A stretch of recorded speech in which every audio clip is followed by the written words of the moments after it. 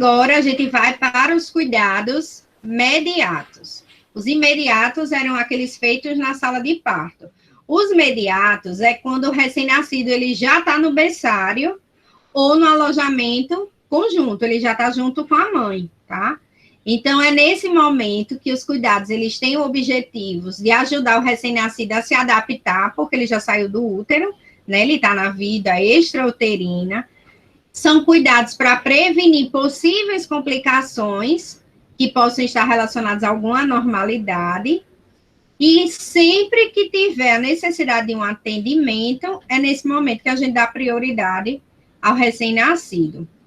Então, a primeira coisa, quando o recém-nascido ele chega no berçário, ele vai ser colocado no berço aquecido.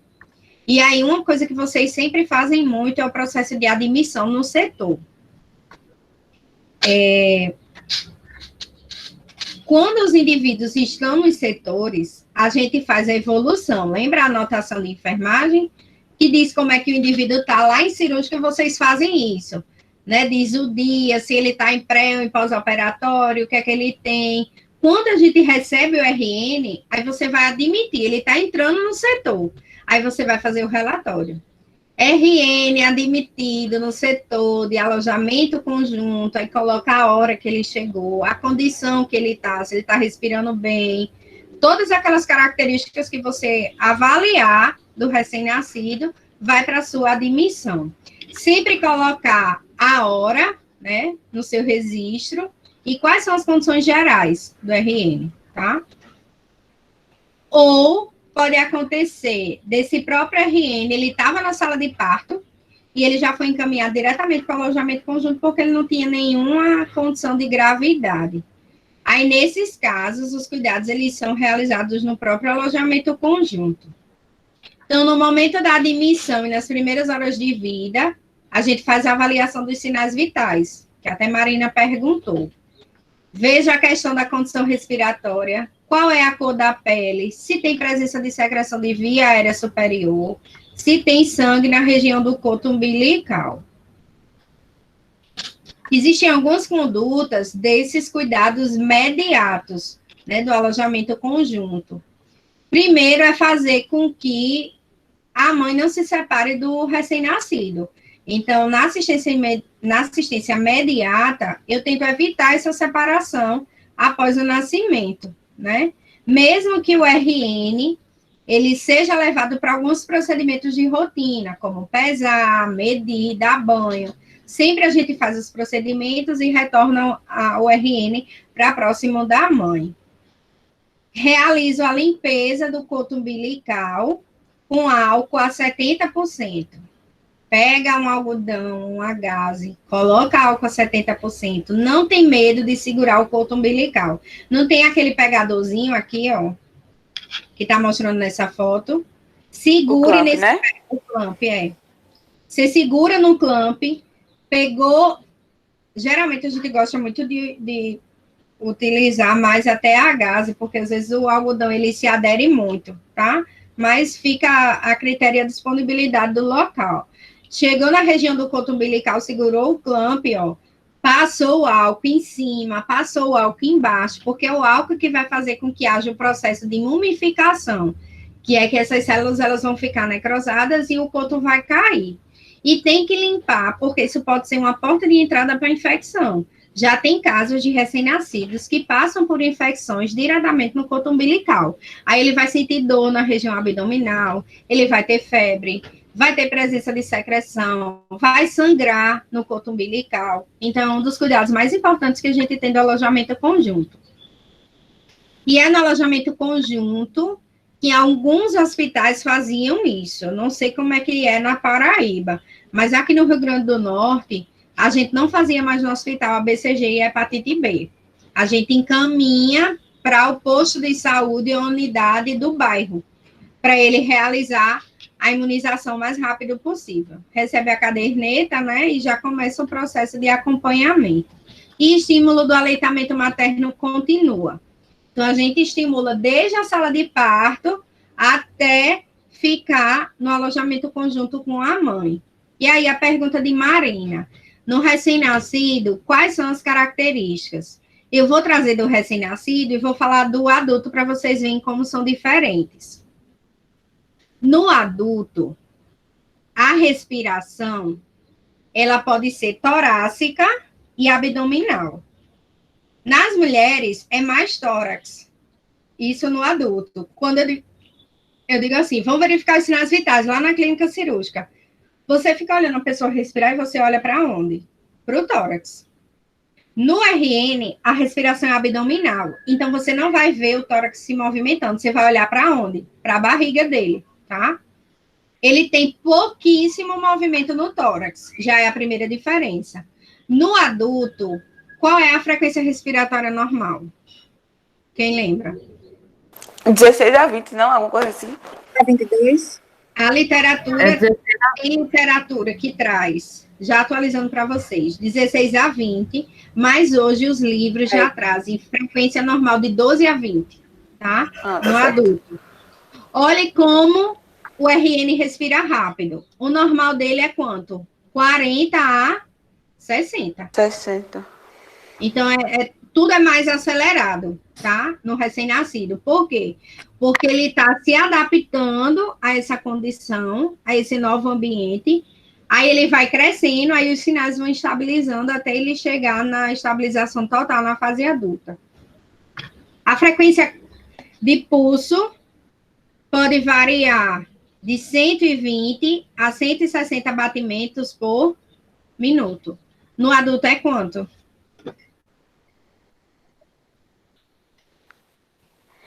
Eita. Não entendi, não. O pulso no adulto é quanto? É 80 a 100. É de 80 a 100, podendo chegar a 120. Meu Deus. Então tudo é doido. 60 a 100. 80 a 100. 60 a 100. Frequência de pulso.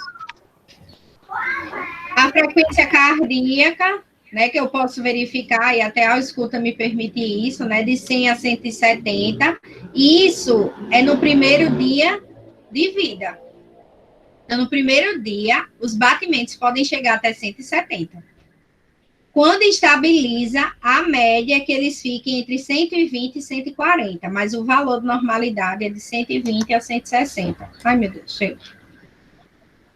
Quando você ausculta o recém-nascido, é normal você auscultar sopros e arritmias. Essas arritmias podem ser um ritmo mais acelerado, quanto pode ser um ritmo mais retardado. O que não é normal é que o RN ele permaneça com sopro e arritmia. É uma condição transitória.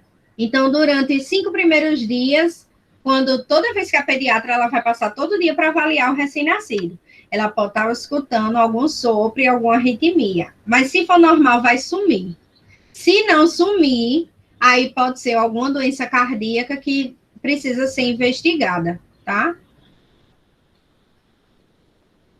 Outras características que a gente tem que observar de um recém-nascido. A cabeça, eu já falei. A cabeça vai ser maior do que o resto do corpo. Então, tem 3 perímetros que eu tenho que medir no recém-nascido, que a gente faz isso, inclusive nas consultas. O tamanho da cabeça, que eu chamo de perímetro cefálico, que o Ministério utiliza a sigla PC. O tamanho do tórax, que é o PT, que é o perímetro torácico.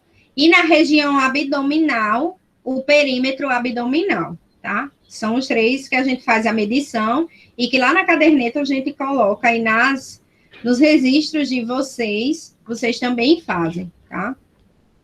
Durante o parto, a cabeça do recém-nascido, passando pelo canal vaginal, ela pode forçar, né? O canal vaginal está estreito e aí vocês vão aprender tudo isso ao da mulher. Quando há um encaixe do bebê, do RN, ele faz um processo de rotação da cabeça. Ele rotaciona a cabeça para encaixar na bacia da mulher.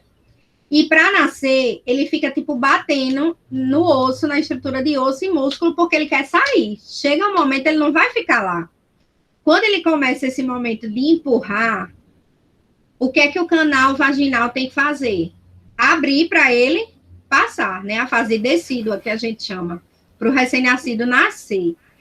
Nesse momento que o recém-nascido está forçando contra as estruturas da mulher, podem existir algumas complicações, tá? A cabeça, ela se molda para tentar passar, né? No canal vaginal, né? Vaginal. Então, podem acontecer 3 complicações. O cavalgamento, a bolsa serossanguinolenta, eu vou mostrar as imagens, e o cefalohematoma, tá? Deixa eu ver se eu coloquei. Ó, tá vendo que tá tipo achatada a cabeça do RN? E olha isso aqui, como é que ficou, tá? Então, são situações que elas são reversíveis, tá? Foi só no momento do parto, o canal era estreito, e aí a criança, né, toda a estrutura óssea da cabeça... Se adaptou para passar, né? Se adaptou para passar, tá? Mas são condições transitórias. Isso com o tempo volta ao normal. E as fontanelas, já viram falar assim, no RN a gente tem que ter cuidado com as muleiras, eu acho que é muleira, pelo menos aqui em Natal a gente fala muleira. Sim. Né? Muleira, meus avós, minha mãe sempre fala. No interior a gente também usa muito, né, essa terminologia. As muleiras vão ser os locais de encontro das suturas. Lá, quando você estudar anatomia, quando estuda-se os ossos do crânio, se diz que os ossos do crânio, eles são conectados por linhas. Quem estudou comigo anatomia sabe, que isso aí eu tenho certeza que eu dei. Que os ossos do crânio, eles são unidos por linhas chamadas de suturas. E aí, entre essas suturas, eu tenho pontos de encontro. E é nesses pontos de encontro que eu tenho as fontanelas ou as moleiras. Por exemplo, no meio da cabeça a gente tem uma fontanela, né? Aí nós temos a fontanela bregmática e a lambidoide, tá? A bregmática é a da frente, que ela é fechada entre 9 a 18 meses. Por isso que a gente tem que ter todo cuidado com essas fontanelas. E as lambidoides, que tá lá atrás, ó, no osso occipital, e ela é pequenininha, cerca de 0,5 centímetros, ela fecha com até 2 meses. A que demora mais é a de cima. É tanto que se você passar a mão na cabeça de um RN, você vai notar tipo uma depressãozinha, é as fontanelas, tá? As muleiras. Então, também tem que ter cuidado com isso e observar esses aspectos. Inclusive, quando a gente leva o recém-nascido para uma consulta, que o médico ele faz toda a análise, ele vai para a região da cabeça e ele começa a palpação, se essas fontanelas, principalmente a bregmática, ela está muito funda, é sinal de desidratação da criança. O normal é que ela tenha uma certa depressão, mas não tão evidente. Então, na criança, é sinal clássico. Vai investigar desidratação. Ô, professora, e como identificar se foi realmente do parto ou se a criança tem microcefalia, né? Micro ou macrocefalia, né? Isso. A microcefalia é pelo perímetro cefálico, é pelo tamanho da cabeça. Se for pelo parto, vai ser revertido. Ele passa 3, no máximo 5 dias com essa condição e volta ao normal. Se não, a microcefalia hoje, Camila, ela já é identificada no próprio pré-natal. Quando se faz a ultra, a gente já consegue visualizar isso. Então, a pessoa já nasce, no caso o RN já nasce, e a gente já sabe que ele tem microcefalia, entendeu? Eu não preciso esperar ele nascer. Tudo tranquilo? Sim, professora. Outras características, né? Então, na cabeça, a gente já sabe que a cabeça vai ser um pouquinho maior do que o tórax e o abdômen, depois vai ficar igual, tá? Isso é só inicialmente. Vimos que a cabeça pode se adaptar, né? Para passar pelo canal do parto e a criança nascer. E vimos também... Oi.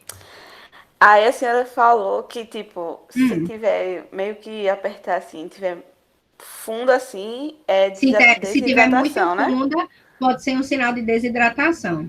Aí tem como reverter? Tem. Aí, muito líquido para o recém-nascido.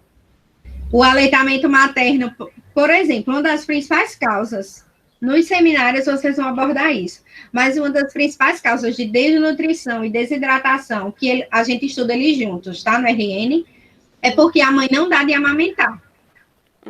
E não é o leite que tem água, porque para o RN você não precisa da água. O leite ele vai ter toda a constituição para aquilo que o RN precisar para viver. Só que o que é que acontece? Muitas mães hoje, inclusive, se negam a amamentar. Não é nem que ela não tenha leite, ela não quer amamentar. Ela acha um processo muito dificultoso, e aí são N os fatores. Quando eu não faço isso, eu vou para o leite complementar. E o leite complementar traz muita consequência para o recém-nascido. Ele fica com cólica, distensão abdominal, choro.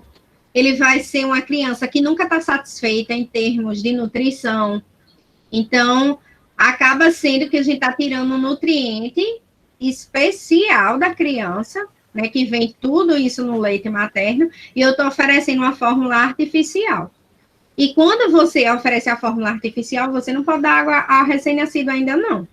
Então, por isso que a gente mantém só no aleitamento materno exclusivo. Entendeu? Entendi.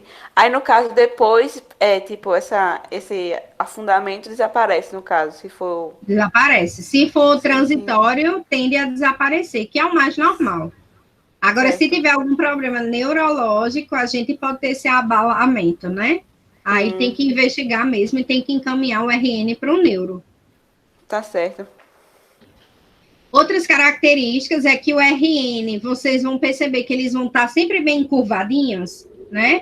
Eles vão ter esse tipo de postura, encurvados, tanto nos membros inferiores, quanto os inferiores, quanto superiores, porque eles estão se adaptando, né?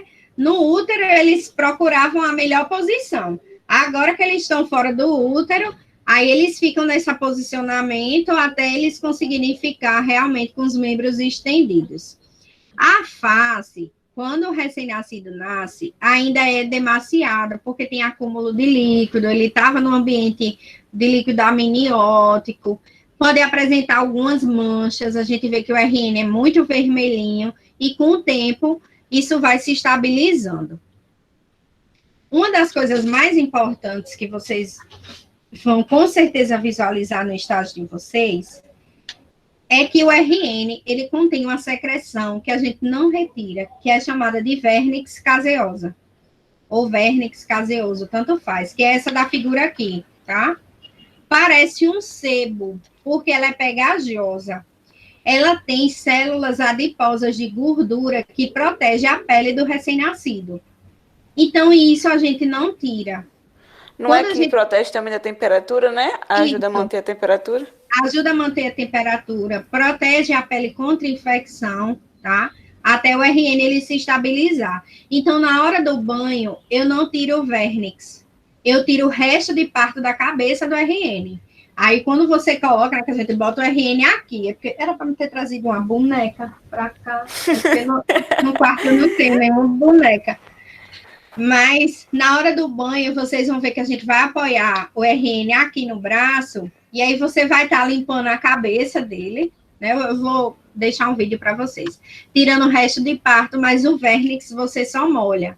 O objetivo é que ele fique a maior parte na pele, porque a pele absorve ele. Com o tempo ele vai sumir, tá? E como é uma proteção, a gente não retira.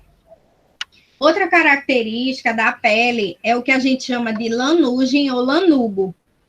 Tem recém-nascido que você vê que tem uns pelinhos nos membros, até no rosto mesmo, e na região da orelha, que é uns pelinhos bem fininhos, você diz, esse recém-nascido é bem cabeludinho.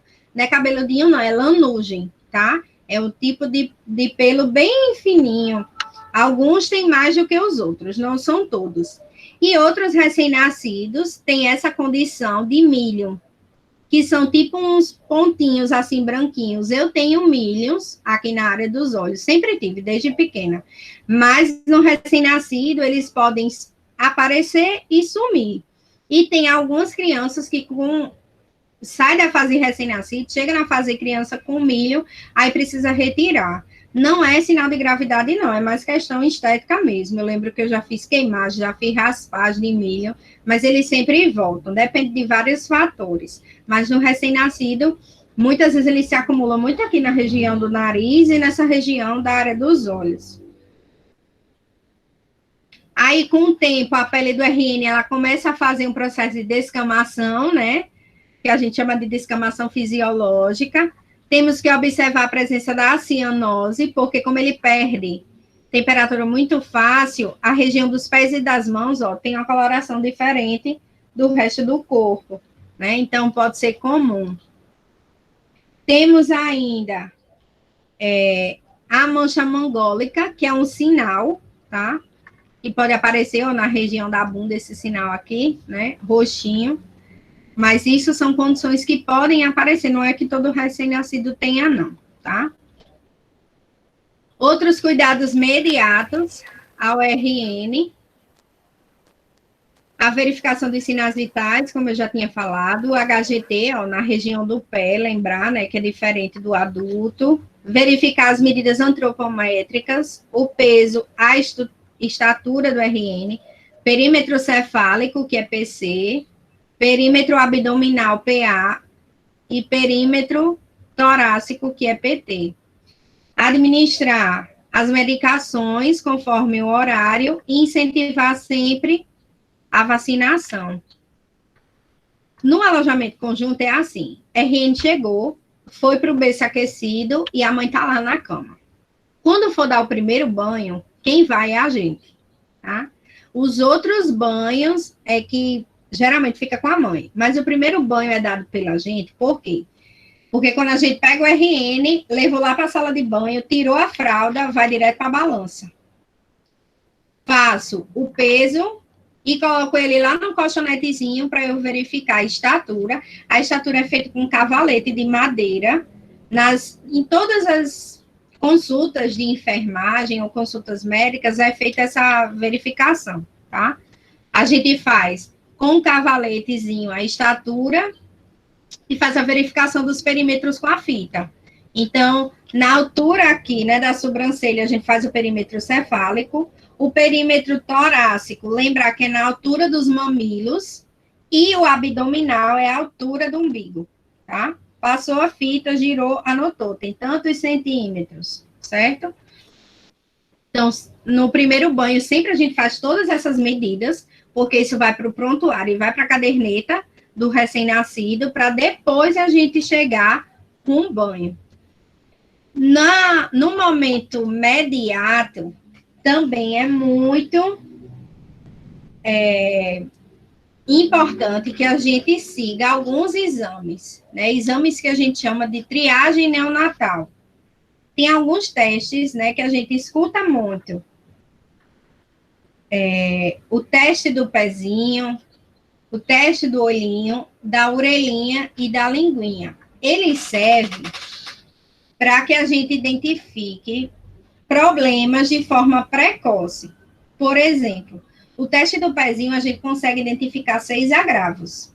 Recomenda-se que a coleta ela seja realizada entre o terceiro e o... Oi, pode dizer. Eu estou anotando aqui, a senhora pode voltar aí rapidinho, é pezinho, olhinho, orelhinha e o que mais? Linguinha. Linguinha. Certo, obrigada. Pezinho, olhinho, orelhinha e linguinha. O do pezinho, recomenda-se que ele seja feito entre o terceiro e o quinto dia de vida. Em alguns locais, o que é que acontece? A criança estava na maternidade, recebe alta, quando chega em casa, a enfermeira vai fazer a visita do puerpério. A mãe e a criança, ao recém-nascido. Aí ela diz assim, ó, próxima semana, já passou o 5º dia, mas não tem problema. Com 7, 10 dias, próxima semana você leva o seu filho lá na unidade que a gente vai fazer o teste do pezinho. Não tem nenhum prejuízo. O que tem que ser feito é que ele deve ser realizado em, no máximo, até 30 dias, né? A gente até utiliza o 28º dia, mas a gente coloca assim como intervalo máximo. Como é feito? É feita uma punção da face lateral no calcanhar desse bebê, para colocar aqui, ó, é um cartãozinho com várias bolinhas. Então, ó, furou o calcanhar, aí a gente faz, aperta mesmo. À medida que você vai apertando, você vai preenchendo. É como se fosse até um carimbozinho dentro desse do formuláriozinho do teste do pezinho, tá? Então, deve-se considerar... Rapidinho, gente, deixa eu só atender aqui. Eu estou em aula, ligo já. Beijo. Ô, professora. Oi. Um detalhe desse teste do pezinho, porque a minha filha ela teve que fazer 2 vezes. Aí eu não sei se foi alguma alteração que deu no primeiro exame do teste do pezinho. Ou foi a coleta errada? Ou foi a coleta errada, isso. Ela sofreu muito, ela ficou com o pezinho roxo. É ruim demais, porque o pé é muito sensível. Tá cortando. Ela usou uma tabelinha, aí aquela bolinha, você tem que acertar bem aquela bolinha. Não tem que pode ir no sobrar. meio, não pode passar, porque senão a leitura não acontece. Aí é uma coisa a se atentar, né, para evitar o sofrimento, né? Porque... Com certeza. Eles choram demais, né, Roberta? Quando você faz a punção, menino, o recém-nascido já tá gritando. Então, assim, como o Roberto ainda diz, tem que apertar, né? Ainda tem que apertar, fazer pressão para o sangue sair. Gente, o recém-nascido sofre demais. É verdade. É furada, viu? E a mãe sofre junto. E a mãe também, com certeza. Então, é isso que Roberta está trazendo. Isso é muito importante, viu, do teste do pezinho, porque quem faz somos nós da enfermagem. É tanto que em algumas unidades hoje eles colocam um enfermeiro, né? Para dar o suporte junto ao técnico, mas a gente tem que fazer, tem que ser rápido, né? Você tem que ser bem eficiente para que o recém-nascido ele não sinta tanto esse desconforto. Deve ser... Oi. O teste do pezinho tem um local específico, né? De você fazer a furadinha. E o HGT tem um local específico? Não, HGT pode ser qualquer local do pé. Qualquer local. Do pé. Certo, entendi. Só não na mão, Lucimar, porque o dedo ainda é muito sensível do RN, aí não vai ter esse retorno tão grande de sangue. E ele vai sentir muita dor. Não, eu não entendi assim, porque assim, né? Como o bebê é muito sensível, eu pensei que tinha para o HGT um localzinho do pé específico, entendeu? Não. Posso fazer na lateral do pé, no dorso do pé. Geralmente a gente faz no cantinho, né? Na lateral. Mas não tem problema, não. Tá? Pronto, professora. Obrigada. Nada. Deve ser considerado como uma condição de exceção a coleta que é realizada após o 28º dia de vida. Mesmo que não recomendado. Por isso que eu digo, não deixa passar um mês para fazer o teste do pezinho, porque aí já passou do período que conseguiria identificar algumas anormalidades. Então, o teste do pezinho, ele vai conseguir identificar 6 doenças de forma precoce, que são doenças congênitas, tá? A fenilcetonúria, o hipotireoidismo congênito, a fibrose cística, a hiperplasia adrenal congênita, a deficiência de biotinidase, a doença falciforme e algumas alterações, outras hemoglobinopatias, né? Os nomes bem estranhos. Com o tempo vocês vão se familiarizando. Primeira doença que o teste do pezinho consegue identificar é a doença falciforme ou a hemoglobinopatia. O que é isso? No nosso sangue, nós temos uma proteína chamada de hemoglobina, lembra? Sim. Que a gente sempre estuda assim. A hemoglobina está no sangue para levar o oxigênio para as células e tecidos. Só que as hemácias, quando a gente estuda, eu digo, a hemácia tem forma de disco, ela é redonda. Isso é o normal da hemácia. Ela tem que ser redonda e ela tem que ser vermelha. Na doença falciforme, o que é que acontece? A hemácia fica com forma de foice. É como se fosse uma luazinha. E aí, elas entram no vaso, vamos supor que aqui dá vontade de desenhar, né? Ficar agoniada. Vamos supor que aqui é uma artéria, e aí as hemácias redondas, elas passam. Normalmente, quando eu tenho a forma de foice, a hemácia tapa o fluxo da artéria, do vaso. E aí, elas não conseguem se locomover. aí elas se acumulam. Se eu tenho um vaso e eu acumulo artéria aqui, o que é que acontece com o sangue? Ele circula normalmente? Não, ele fica preso, né? Ele fica preso. Então, essa dificuldade de fluxo vai faltar oxigênio em algum local. E acaba tendo lesões em vários tecidos. Professora, Oi. professora, Oi. nessa parte aí de obstrução, no caso das hemácias, pode ocorrer também coagulação? Pode sim. Pode predispor sim a eventos tanto de coagulação quanto até questões de trombose mesmo.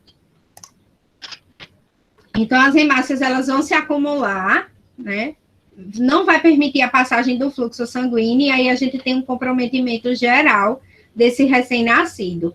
Então, eu já consigo, no teste do pezinho, identificar, por exemplo, as hemácias na forma de foice e, consequentemente, a doença falciforme. A doença falciforme, ela é uma doença genética. Então, tem pessoas que nascem com o que a gente chama de traço falciforme. Ele não tem a doença, mas tem a predisposição para que as hemácias dele sejam alteradas. Então, já é um cuidado que eu tenho que ter, né? E essa condição leva a vários distúrbios, como a Janaína colocou, distúrbios de coagulação, quadros de hemorragia. Então, tudo isso eu tenho que me atentar. A segunda condição que é identificada no teste do pezinho é a deficiência de biotinidase, que é a falta de uma vitamina essencial chamada de biotina. No recém-nascido que não tem a biotina, ele fica tendo crises convulsivas, além de apresentar uma fraqueza muscular, queda de cabelo, surgimento de espinhas, tem problemas circulatórios e a imunidade dele vai lá para baixo. Então, predispõe ao RN a toda essa condição. Então, eu tenho que ter a biotina no organismo para que ele não chegue a convulsionar e a não ter essas outras situações clínicas. O teste do pezinho consiste ainda, consegue detectar, né, uma doença chamada de fenilcetonúria, tá ligado a um nome bem grandão, tá? A uma enzima chamada de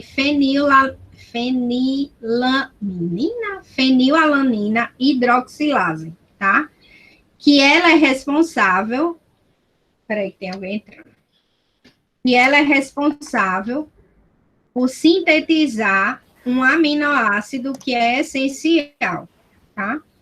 Então, se o RN ele não tem esse aminoácido, essa fenilalanina, que é convertida em um aminoácido chamado de tirosina, o RN fica com retardo mental. Então, você olha para ele, ele tem uma face diferente, ele não consegue processar as informações, ele é um recém-nascido que chora por tudo. Então, são condições que eu consigo identificar com a realização do teste do pezinho.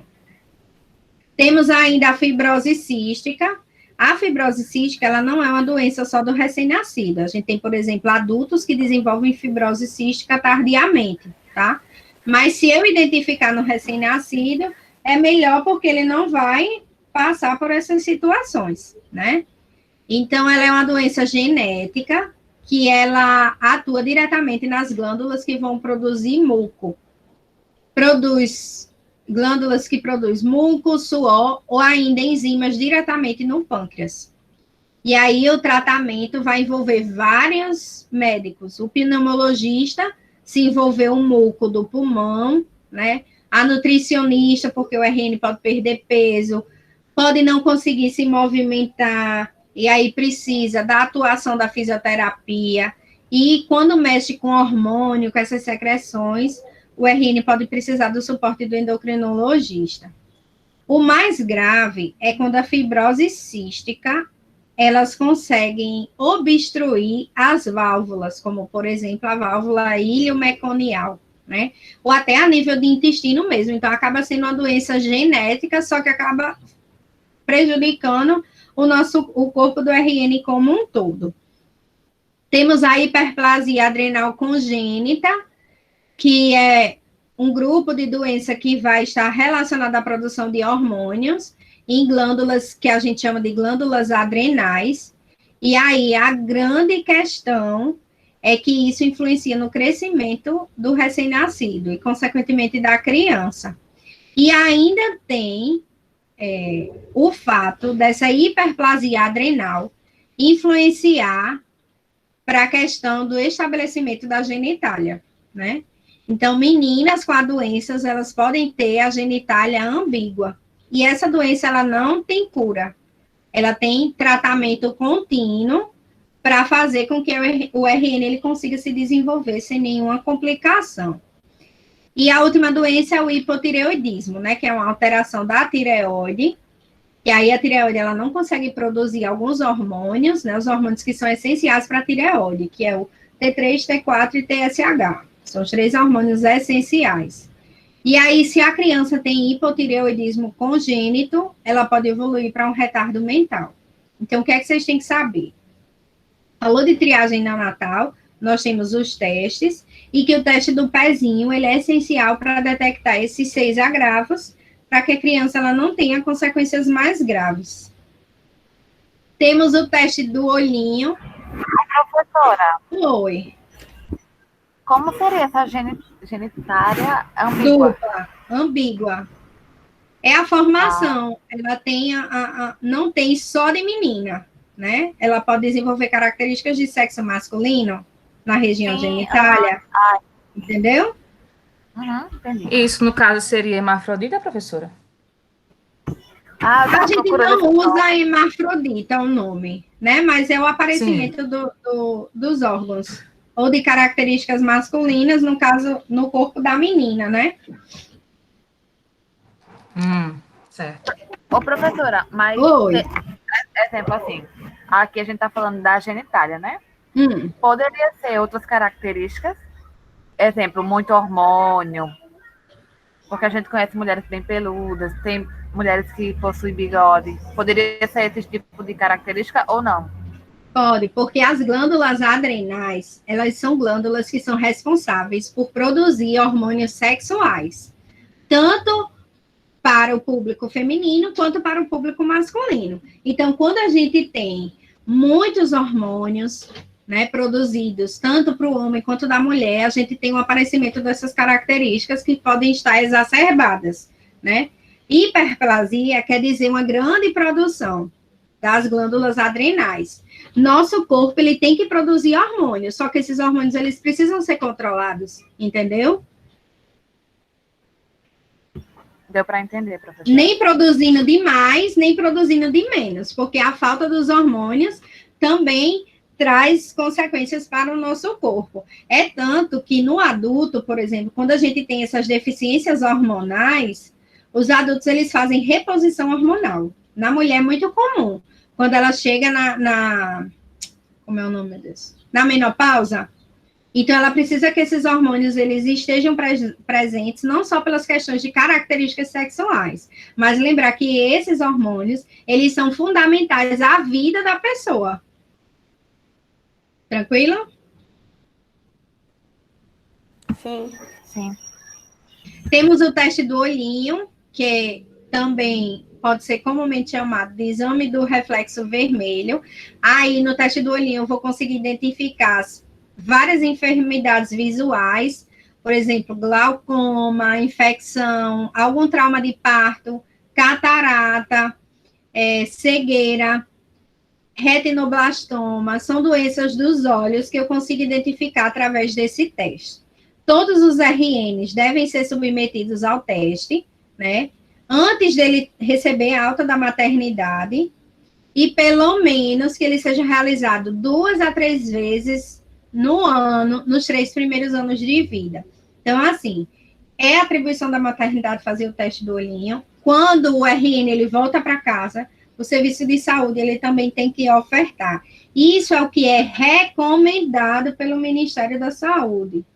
Muitas vezes, o que é feito é só o teste do olhinho na maternidade e a gente não faz esse segmento. Não são todas as unidades que conseguem contemplar isso. E aí, a gente utiliza um aparelho chamado de oftalmoscópico, que vai incidir uma luz nos 2 olhos do recém-nascido, de forma simultânea, para observar qual é o reflexo que vai aparecer nos olhos. Se for notado, eu mostro já a imagem, se for notado um reflexo diferente entre os olhos, ou viu que o olho ficou opaco, a criança ela deve ser encaminhada para o oftalmologista com urgência, porque pode ser algum problema já genético que ela nasça. Então, o normal é que quando a luz incida, os olhos fiquem assim, tá?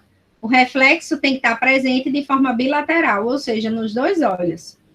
Se ele está presente em um olho e está duvidoso no outro, você está vendo que aqui está bem evidente, né? Mas está vendo que nesse está fraquinho? Então, pode ser uma condição de anormalidade. Está presente em um, não está no outro, está ausente, também deve ser encaminhado ao oftalmo, tá? Temos o teste da orelhinha, que é conhecido também como triagem auditiva neonatal. Esse teste, ele tem o objetivo de identificar uma deficiência auditiva, né, nos neonatos e nos lactentes, e a gente faz o teste e esse reteste, se necessário, né, buscando possíveis distúrbios com relação à audição. Se for notada alguma deficiência, o teste ele consegue fazer com que a gente consiga identificar esse achado e consiga encaminhar esse recém-nascido para realizar um diagnóstico e uma intervenção mais adequada. O ideal é que o teste da orelhinha ele seja realizado entre 24 e 48 horas de vida. E na maternidade, né? Não fez na maternidade, eu tenho até um mês para fazer. O RN foi liberado, na maternidade não fez. Então, vai para a unidade de saúde para ver como é feito, ou se é recomendado, encaminhado o recém-nascido para algum centro especializado. Nós temos duas opções para o teste da orelhinha. Para os neonatos ou recém-nascidos, sem indicador de risco, que é isso? Ele não tem nenhum fator de risco para desenvolvimento de algum distúrbio que esteja relacionando a questão da audição. Por exemplo, é um RN que a mãe não tinha nenhuma doença. Aí a gente utiliza o exame de emissão otoacústica evocada, tá? Que é essa sigla, EOAE. Agora, se os recém-nascidos têm algum indicador de risco, por exemplo, a mãe dele, você cuidou durante o pré-natal todinho, ela tinha rubéola. A rubéola pode trazer para o recém-nascido tanto a cegueira quanto a perda da audição. Então, nesse tipo de recém-nascido, que tem um indicador de risco, a gente utiliza um teste mais potente, tá? Que é o PET automático, tá? Que é o potencial evocado auditivo de tronco encefálico, que aí já consegue detectar uma possível alteração e um comprometimento da audição, porque a criança, o recém-nascido, já tinha um fator de risco, ele já tem a doença. Então, se espera que provavelmente ele tem um comprometimento. Então, ó, é colocado, né, na região do pavilhão auricular, e aí vai ser medidas as ondas sonoras e observa-se como o recém-nascido ele vai reagir frente a esse estímulo, né? É apresentado um gráficozinho com as variações do ruído para identificar se o recém-nascido ele tem a perda ou não acerca dessa audição. Eles ficam bem quietinhos aí, pelo menos não é tão invasivo quanto o teste do pezinho, né, que tem a furada, e o do olho ele traz muito desconforto para o RN. E por último, nós temos o teste da linguinha, que é chamado de triagem do frênulo lingual, tá? O próprio Ministério da Saúde, ele preconiza a realização do teste da linguinha desde 2016, sendo também realizado entre 24 e 48 horas de vida, tá? E aí ele vai avaliar vários aspectos, tá? Lembrar que isso não são vocês que vão fazer, quem vai fazer é o médico, o pediatra, tá?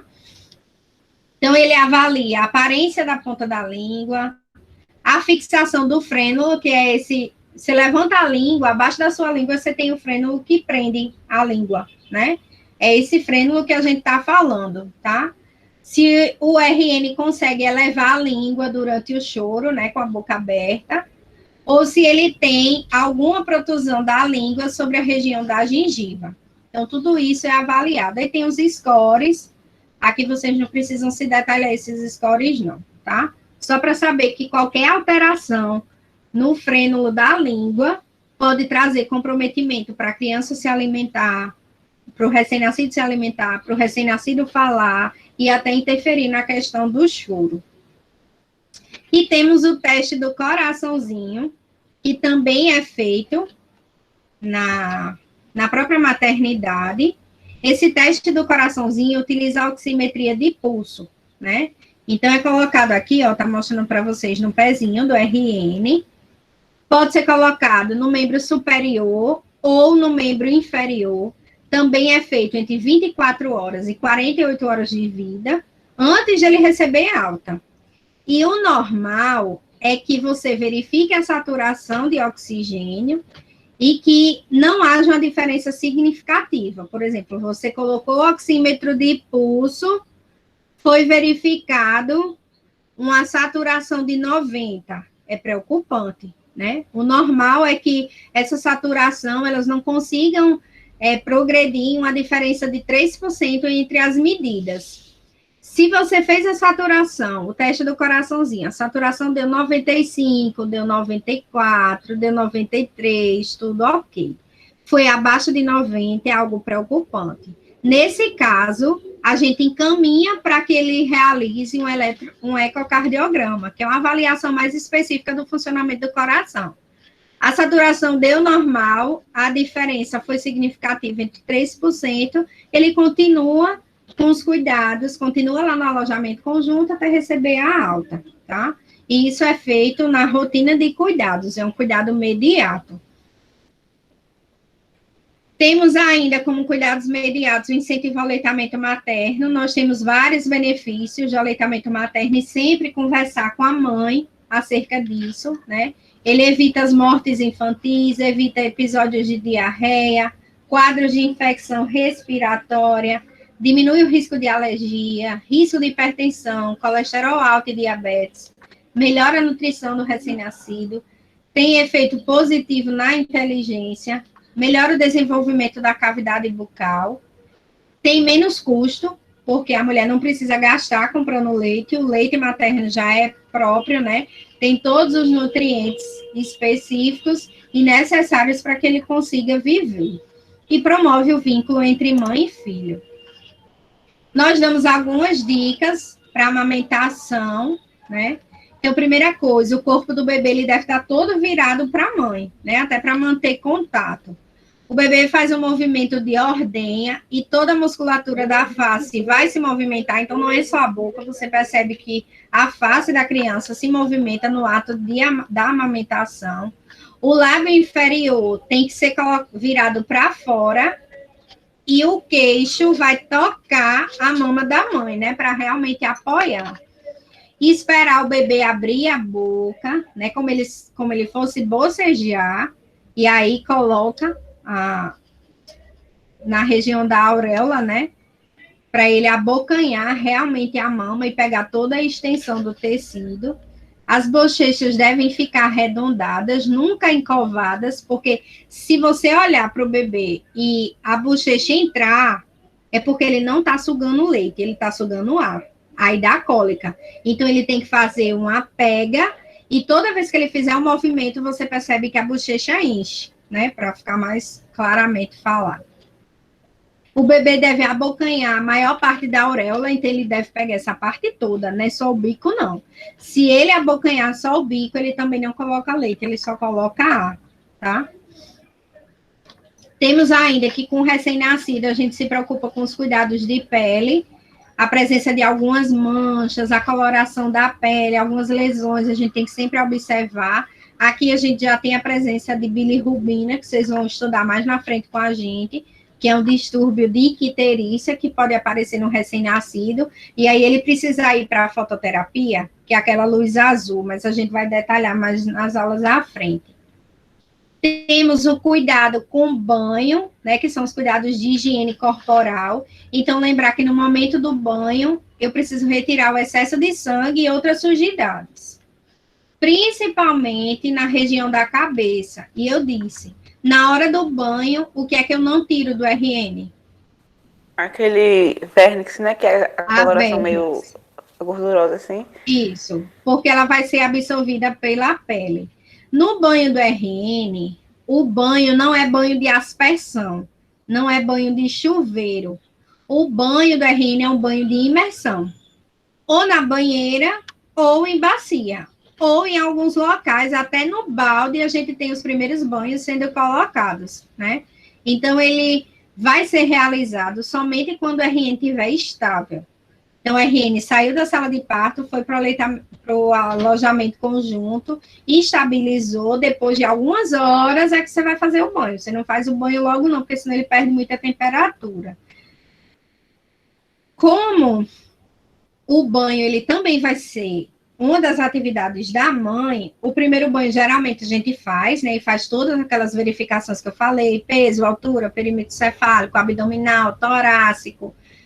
A gente ensina a mãe algumas coisas e caso no momento do banho a mãe já se sinta capaz, principalmente as mães de parto normal, né, se sintam com condições de realizar ou pelo menos acompanhar, a gente deixa a presença da mãe que elas se sentem mais seguras.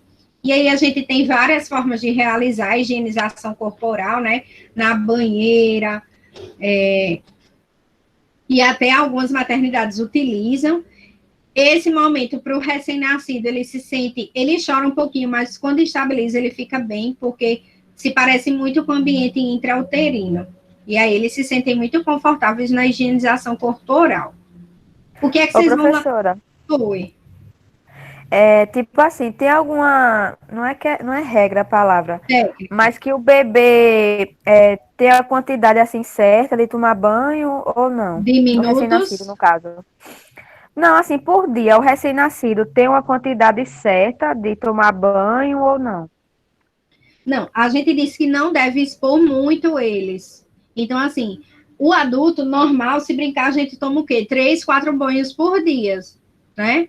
O recém-nascido, 2 banhos é essencial, porque ele ainda não está familiarizado com a temperatura externa. Então, se eu submeter o recém-nascido a muito banho, aí eu vou estar tirando, mesmo que eu não esfregue, acho que foi Carol que perguntou, né? Mesmo que eu não esfregue, eu posso estar tirando a vernix. O recém-nascido, ele não vai sentir esse calor, como a gente, né? Porque ele ainda está em processo de adaptação. Então, assim, na rotina da maternidade, a gente dá um banho por dia. Ou, no máximo, 2. Um banho de manhã e um banho no finzinho da tarde. Entendi. Com água aquecida, todos esses cuidados, entendeu?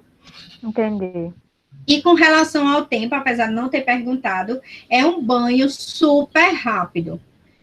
Pegou o recém-nascido, apoiou, colocou o sabão neutro, lavou o recém-nascido, tirou, porque ele chora demais, ele fica todo roxinho. Mesmo a gente tendo todos os cuidados, ele ainda consegue perder muita temperatura. O que é que eu tenho que levar para o banho, né? Algodão, cotonete, o sabão é neutro, tá? Porque a pele, nada de sabão com perfume, né? O povo quer comprar perfume, não sei de onde, para criança, nem adianta, porque a pessoa pode levar o melhor sabonete, o mais chique, a gente vai usar o neutro, porque senão dá irritabilidade na pele. Gaze, o lençol, a toalha, a fralda, né? De preferência descartável, luvas de procedimento para realizar o banho. Vai pentear os cabelos, nada de escova com dente, é aquelas escovinhas com fio de nalho, né? Para não machucar, né? Que tem umas cerdazinhas bem clarinhas, para não machucar o cabelo do recém-nascido. Posso dar o banho na banheira ou em alguma bacia, né? De inox, plástico ou acrílica, previamente limpa com sabão.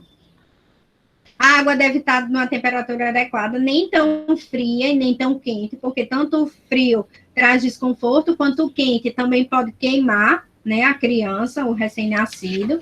E a gente já sabe que os recém-nascidos, eles são muito termoláveis. A temperatura deles facilmente se alteram. O RN deve ser colocado suavemente na bacia ou na banheira, de forma que ele fique sentado e sempre apoiado, porque ele é muito molinho. É uma das principais dificuldades de vocês, é dar o primeiro banho. Parece que vocês têm até dificuldade de segurar o recém-nascido. E como ele é muito instável, aí a gente tem que apoiar o que mesmo? A região cervical. Porque se eu segurar, por exemplo, só no abdômen dele, quando você coloca ele aqui no abdômen, ele faz isso. A cabeça vai para frente. Então, eu tenho que apoiar na região cervical e na região torácica, tá?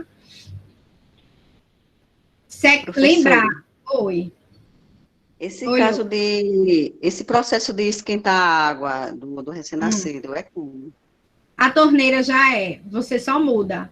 Pelo menos aqui no Rio Grande do Norte, nas maternidades que eu passei, a água já era aquecida. A gente só ligava, era tipo um botãozinho, tinha do lado.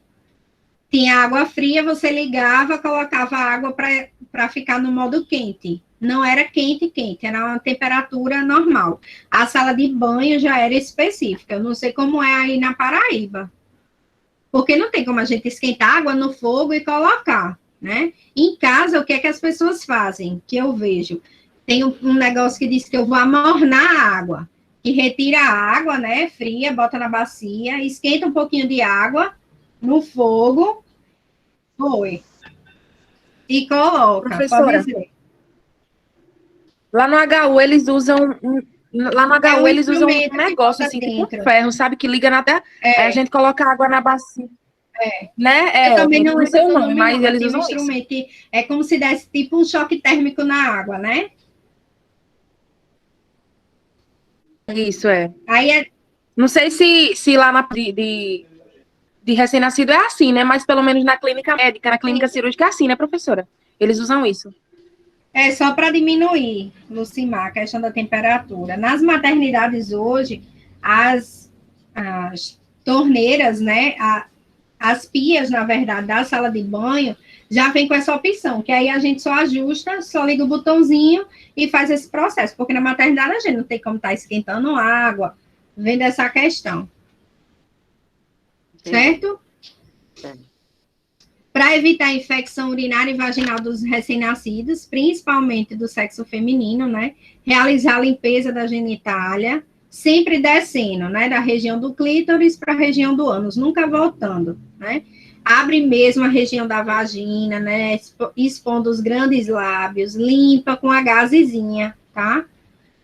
No sexo masculino, a limpeza é realizada em movimentos descendentes, também da região do pênis para o ânus, né? Vai afastando sem forçar a região do prepúcio.